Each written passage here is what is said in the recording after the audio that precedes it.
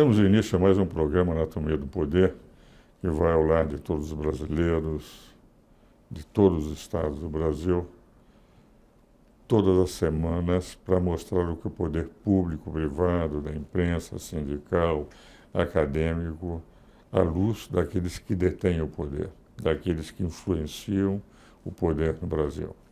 Tenho hoje o privilégio de um velho e querido amigo ser entrevistado no nosso programa. Já fez o programa anteriormente, tem uma visão perfeita desse país, porque além de um dos mais brilhantes magistrados da atualidade, foi presidente do Tribunal de Justiça de São Paulo, foi membro do Ministério Público, presidente da Academia Paulista de Letras, é secretário de Educação do governo do Estado de São Paulo e tem, assim, uma atuação multifacetada no direito, na educação, na literatura, na filosofia, com livros escritos na sociologia, em todas essas áreas, que é José Renato Nalini.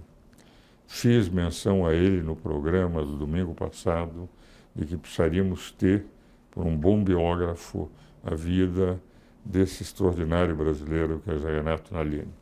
E como eu convivi e sou amigo há aproximadamente 40 anos de Nalini, estamos em algumas academias juntos, é com grande alegria que eu recebo nesse programa. E dessa vez não vamos falar nem de literatura nem de direito. Vamos falar sobre os grandes desafios da educação no Brasil. Eu começo já colocando um problema, Nalini. Quando o José Pastore, que é nosso confrade também na Academia Paulista de Letras, esteve aqui, ele contou a história de quando ele visitou a fábrica do Hyundai e que viu um carro ser fabricado em 57 segundos, sem que tivesse um cidadão mexendo todos os aparelhos que fabricavam o carro. E disse: os senhores têm um problema social muito grande. E o que ocorre é que os dirigentes da Hyundai levaram o departamento de tecnologia e lá encontrou 10 mil engenheiros.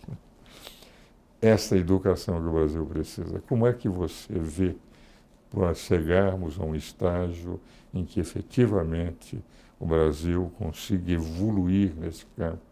Porque nos próprios concursos internacionais, principalmente em ciências exatas, nós deixamos muito a desejar. Ives, primeiro gostaria de agradecer muito a oportunidade de conversar com você. Esses elogios saem da sua caridade cristã. Eu não tenho mérito nenhum, na verdade, a única verdade é que sou um grande admirador seu, procuro seguir seus passos muito à distância, anos-luz da sua competência, das suas virtudes principalmente. Não é verdade. Mas eu tenho noção das minhas deficiências e isso é um caminho que me faz perseverar procurando trilhar o caminho do bem, né? A rota do bem, que é o que justifica a gente passar por essa experiência terrena, transitória, onde nós temos de fazer alguma coisa. Eu me espelho muito naquilo que você faz e sou um grande admirador, devoto seu. Mas em relação à educação, eu me sinto bastante angustiado porque eu vejo que nós estamos bastante anacrônicos, obsoletos em termos de escola, não é? É só verificar o que a medicina avançou, o que as comunicações avançaram, né? Quem se recordar como eram os bancos há alguns anos, as companhias telefônicas, nós tínhamos aquelas estações para pedir uma ligação. Hoje, qualquer um com seu mobile fala com o restante do mundo, né? A medicina consegue fazer cirurgias à distância, os diagnósticos são realizados em segundos, com toda a precisão, e a escola continua a mesma, né? Continua com aquela preleção expositiva, oral, as cadeiras enfileiradas, e o conteúdo, principalmente o conteúdo, já não vai servir para essa geração quando ela tiver de enfrentar os desafios da quarta revolução industrial. Ou seja, nós não estamos preparando a nossa infância, a nossa juventude para o inesperado, porque nós sabemos que o mundo será diferente, não temos condições de prever exatamente como será, porque a ficção científica se tornou superada, a ciência, a tecnologia nos dão surpresas continuamente. E o pior é que a nossa sociedade parece não ter acordado para esse problema da educação, que você, como constitucionalista, respeitadíssimo, sabe, o artigo 205 diz que a educação é direito de todos, mas é dever do Estado e da família em colaboração com a sociedade. E nos últimos anos, Ives, lamentavelmente, nós incentivamos uma cultura de tutela perante o Estado. A população toda acredita que tudo é responsabilidade do governo e se esquece do seu compromisso com isso que é a chave para a transformação do Brasil. Ou nós levamos a educação a sério, ou nós vamos só aprofundar esse fosso que nos separa do primeiro mundo. E há um dado que eu também, aliás, você e eu somos professores, e professores universitários. E há uma diferença de quando nós começamos a ser professores universitários, é um pouco mais tempo que você, sou mais velho que você. Muito pouco. Muito pouco. Desde 1960. Se você analisar o seguinte, nós passamos a ter uma visão de que o estudante ele tem que brigar em função dos seus direitos. Estudar não é importante para o estudante. É exercer os seus direitos de protestar, de gritar, de falar sobre tudo, menos sobre o estudo. Então, hoje, se nós analisarmos a faculdade do passado e a faculdade hoje, nós verificamos, por exemplo, greves no passado não havia. Se trabalhava com os alunos tinham a preocupação de aprender, eles estavam lá para aprender, para saírem com uma formação. Hoje eles estão lá para contestar, para agregar qualquer assunto. Esse professor saiu, então vamos fazer greve, não temos aula. Aquilo, não estou de acordo com a orientação do diretor, vamos fazer greve.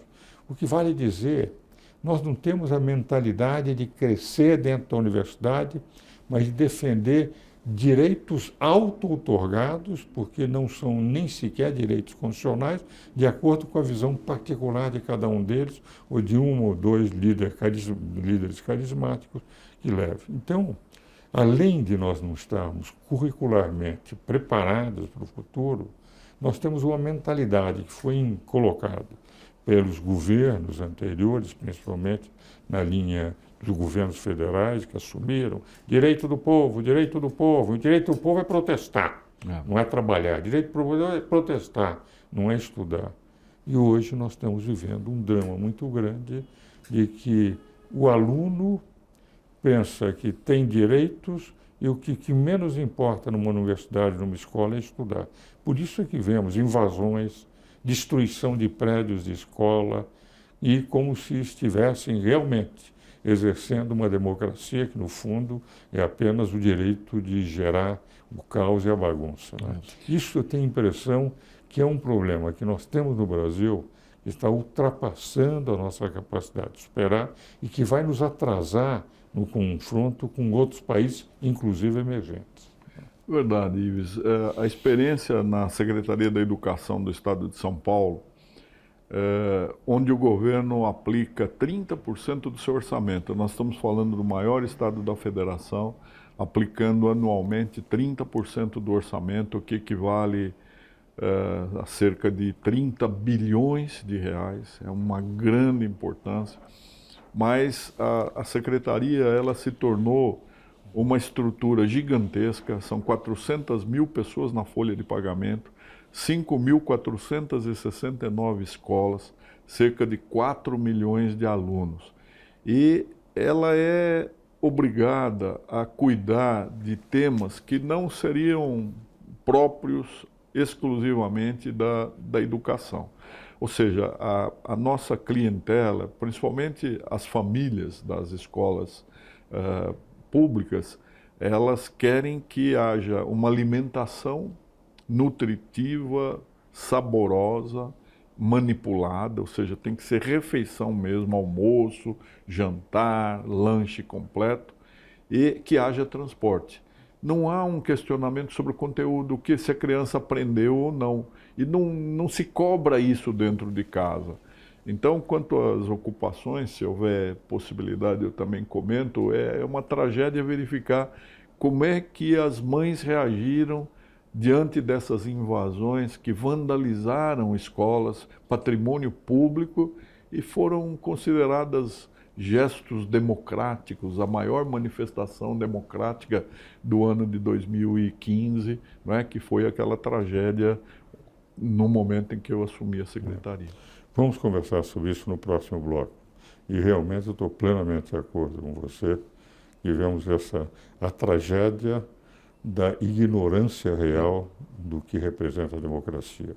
Eu sempre entendo que a ignorância representa a grande homenagem que o povo faz ao populismo. Vamos agora aos nossos comerciais.